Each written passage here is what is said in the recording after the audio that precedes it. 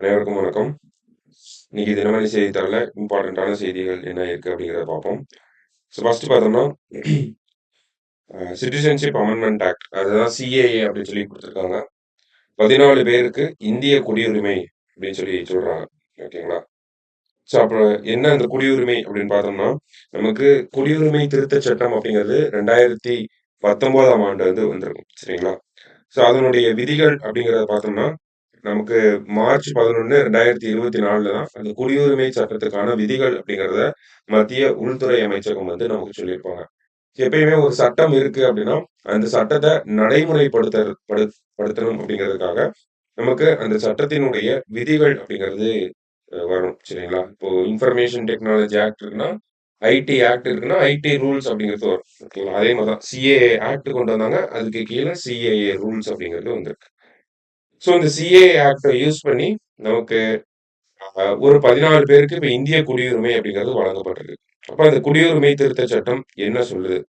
இது நெறைய பேருக்கு தெரிஞ்ச விஷயமா தான் இருக்கும். இருந்தாலும் ஒரு ரிவைஸ் பண்ற மாரி நம்ம பார்த்துக்குவோம். அண்டை நாடுகளான வங்கதேசம், பாகிஸ்தான், ஆப்கானிஸ்தானிலிருந்து 2014 டிசம்பர் 31க்கு முன்னதாக இந்தியாவுக்கு புலம்பெயர்ந்த முஸ்லிம்கள் அல்லாத பிற சிறுபான்மையினரான ஹிந்துக்கள், சீக்கியர்கள், சமணர்கள், பௌத்த மதத்தினர், பார்சிகள், கிறிஸ்தவர்களுக்கு இந்திய குடியுரிமை வழங்க குடியுரிமை திருத்தச் சட்டம் வகை செய்கிறது அப்படின்னு சொல்றாங்க. அதாவது என்ன சொல்றாங்க அப்படின்னு பார்த்தோம்னா, டிசம்பர் 31, 2014 இந்த டேட் ரொம்ப ரொம்ப முக்கியம். சரிங்களா? இந்த டிசம்பர் 31, 2014க்கு முன்னாடி பாகிஸ்தான், ஆப்கானிஸ்தான், பங்களாதேஷ் இந்த 3 நாடுகள் தான் குறிப்பிடப்பட்டிருக்கு. சரிங்களா? சட்டத்திலேயே. இப்போ பாகிஸ்தான், ஆப்கானிஸ்தான், பங்களாதேஷ்.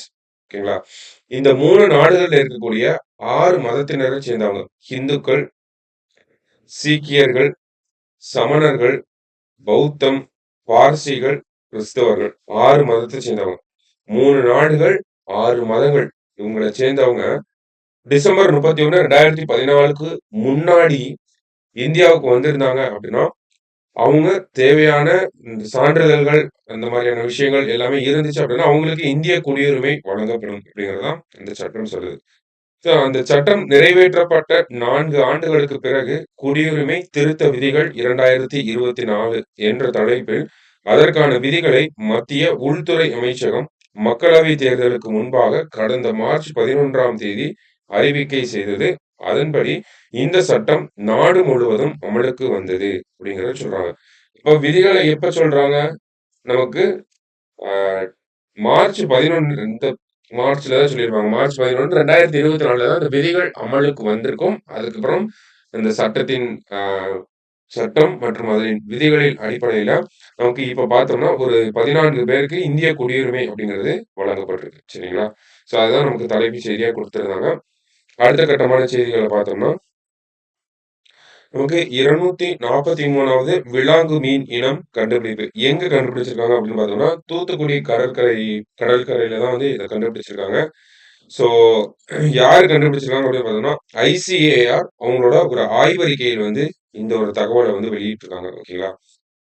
தூத்துக்குடி கடலில் 243வது விலாங்கு மீன் இனம் கண்டுபிடிக்கப்பட்டுள்ளதாக தேசிய மீன் மரபணு வளங்களின் பணியகம் வெளியிட்ட ஆய்வறிக்கையில் உறுதி செய்யப்பட்டுள்ளது அப்படிங்கிறத குடுத்திருக்காங்க.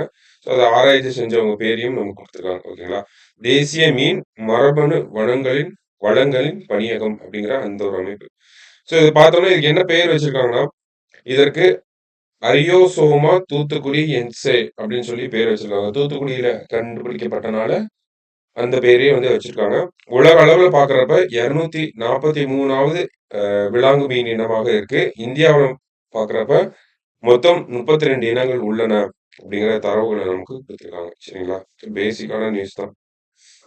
அடுத்தது திருக்குறள். ஸோ இன்றைய திருக்குறள்ல பார்த்தோம்னா, எப்பொருள் யார் யார்வாய் கேட்பினும் அப்பொருள் மெய்ப்பொருள் காண்பது அறிவு.